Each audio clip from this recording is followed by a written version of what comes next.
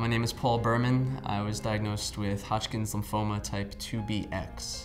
So when I first heard about it, I was actually sitting in my car. I was on the phone with my doctor after some test results had come back, and she said, "You may have cancer." And no one in my family had cancer ever, but I had to just trust my doctors and hope that they knew what they were doing and they knew that this was what was best for me.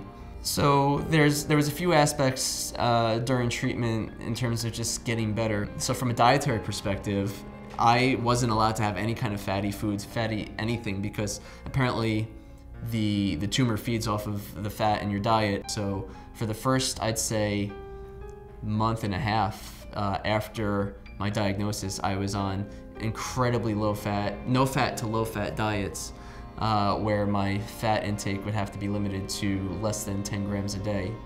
Hygiene ended up playing a big part in getting better because your immune system ends up being really weakened by the chemo, obviously, and you are very prone to getting sick at this point. At one point I did get bitten by my puppy at the time, and it got infected somehow, and unfortunately it was in the same arm as my PICC line for the chemo.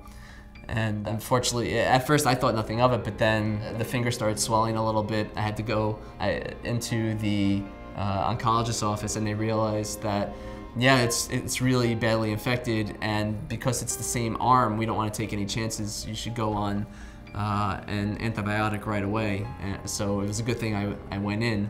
But it's such little things like that you normally wouldn't think are such a big deal. Oh, I got a cut, big deal. It starts hitting you how delicately you have to really live at that point. It's like you're walking the tightrope of life, and your if you fall off, your immune system's dead.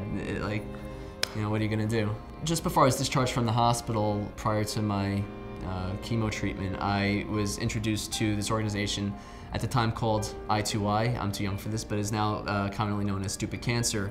I was never down on myself. Why did this have to happen to me?